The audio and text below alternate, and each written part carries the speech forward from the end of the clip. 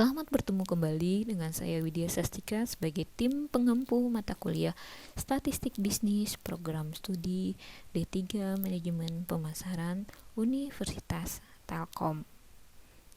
Mata kuliah Statistik Bisnis pada kesempatan kali ini akan membahas mengenai penerapan statistik deskriptif pada SPSS. Oke, sekarang kita akan buka program SPSS terlebih dahulu. Bisa kalian klik search, kemudian kalian tulis SPSS. Oke. Kemudian kalian klik 2 kali. Oke, SPSS-nya sudah terbuka lembar kerjanya. Kalian boleh klik cancel karena kita akan membuat data baru. Oke. Sebelum itu, saya akan jelaskan terlebih dahulu tentang penerapan statistik deskriptif pada SPSS. Statistik deskriptif lebih berkenaan dengan pengumpulan dan peringkasan data, serta penyajian hasil peringkasan data tersebut. Data-data statistik yang bisa diperoleh dari hasil sensus, survei, jejak pendapat, atau pengamatan lainnya umumnya masih bersifat acak atau mentah dan tidak terorganisir dengan baik. Data-data tersebut harus diringkas dengan baik dan teratur, baik dalam bentuk tabel atau presentasi grafis yang berguna sebagai dasar dalam proses pengambilan keputusan. Penyajian tabel dan grafis yang digunakan dalam statistik deskriptif dapat berupa distribusi frekuensi dan presentasi grafis seperti histogram, pie chart, dan sebagainya. Selain tabel dan grafik, untuk mengetahui deskripsi data diperlukan juga ukuran pemusatan seperti mean, median, dan modus, serta ukuran penyebaran seperti standar deviasi dan varian. Oke, kita akan coba untuk memasukkan data ke lembar kerja SPSS. Saya punya data di Excel. Ini adalah data saya, yaitu adalah tinggi badan dan gender atau jenis kelamin. Ini data di Excel saya sudah buat, kemudian saya bisa copy. Oke. Saya copy datanya, kemudian saya masukkan ke data view. Paste. Oke, masih berantakan ya datanya. Kemudian kita masuk lagi ke variabel view. Kemudian di sini kalian bisa menulisnya adalah tinggi. Oke, tinggi dia numerik tipenya karena angka, width-nya kita boleh 8, desimalnya boleh mengasih 2. Kemudian jenis labelnya adalah di sini tinggi badan. Value-nya nggak ada karena kita tidak memberikan kode. Missing-nya 0, kolomnya 8. Kemudian align-nya boleh right, left, dan center boleh. Kemudian measure ini kalian boleh nentuinnya di scale karena ini adalah interval. Role-nya input. Kemudian variabel view-nya kalian boleh tulis itu adalah gender. Oke. Sekarang kalian lihat gendernya pria wanita, tidak ada pengkodean. Berarti di sini kita tulis string. Width-nya saya kasih 8 biar sama, desimalnya 0. Di sini labelnya adalah jenis kelamin. Oke. value-nya 0 karena di sini ditulis string. Missing 0, kolomnya saya kasih 8, late-nya boleh left, oke. Di sini adalah nominal, oke. Karena dia bukan data berperingkat. Nah, oke. Dia data yang sama artinya. Kemudian role input. Kemudian kita masuk lagi ke data view. Oke, sudah bagus, sudah rapi datanya. Kemudian kalian analyze.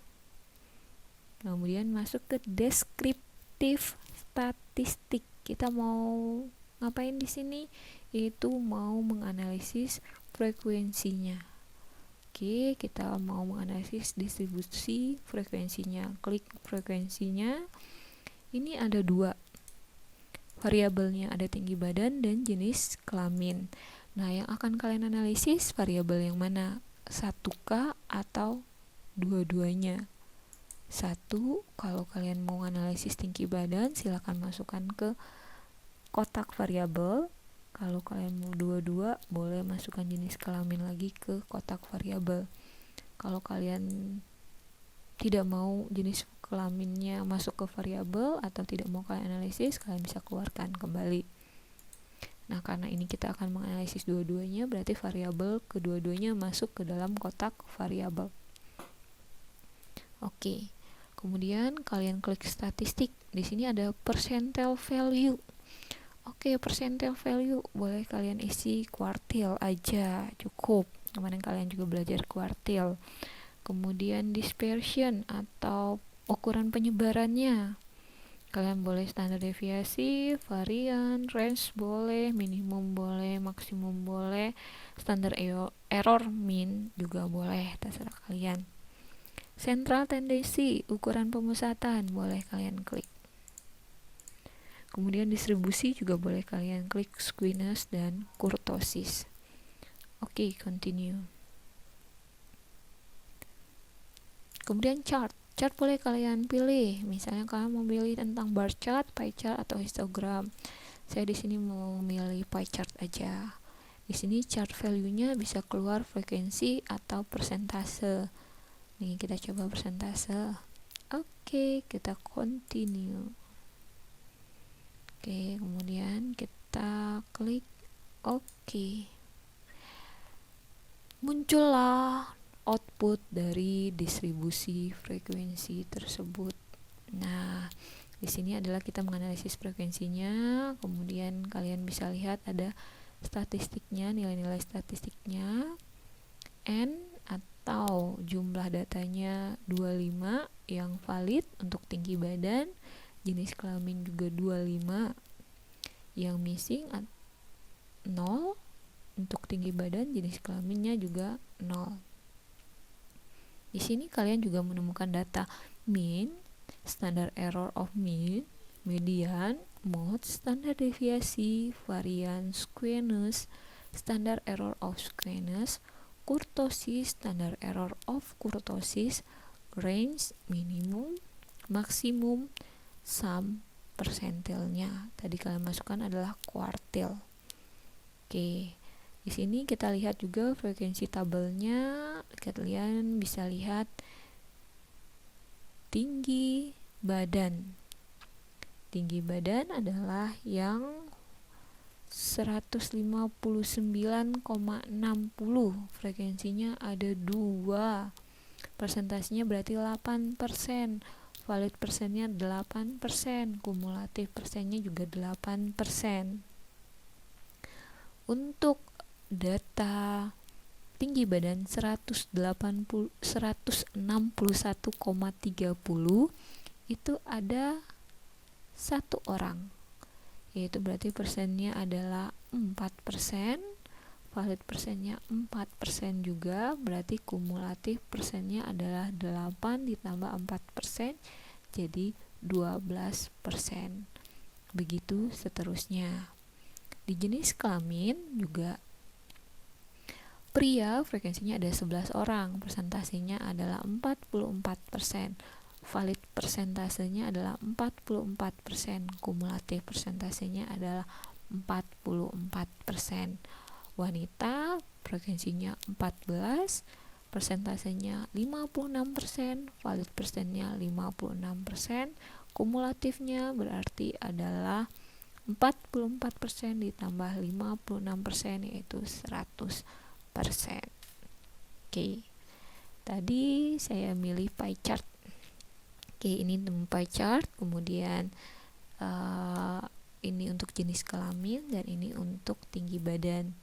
Kalian boleh mengklik ini 2 kali untuk menampilkan data value labelnya. Close, jadi kalian bisa kelihatan ini itu berapa persennya. Yang biru berapa persen, yang merah berapa persen. Begitu juga dengan jenis kelamin.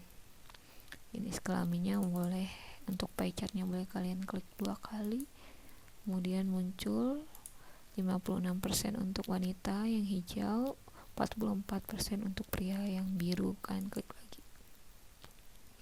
Oke, ini adalah output dari distribusi frekuensi, sudah kalian dapatkan. Kemudian output ini akan bisa menjawab pertanyaan-pertanyaan di soal latihan yang akan kalian kerjakan.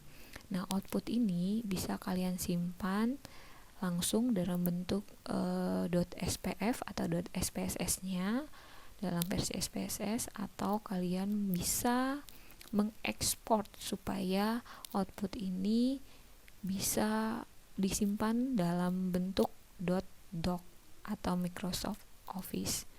Ini kalian ekspor aja. Nah, di sini bisa kelihatan output statistik deskriptif .doc. Berarti nanti dia akan kesimpan dalam bentuk dokumen doc. Oke.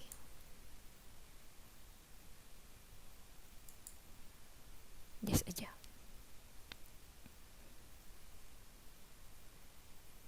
Oke. Outputnya sudah kesimpan dalam bentuk doc. Kalau kalian mau lihat, boleh ke dokumennya kalian, dimana tadi kalian simpan. Kemudian di dokumen kita cari output statistik deskriptif untuk oke, kelihatan ini adalah output dari distribusi frekuensi yang sudah kalian analyze.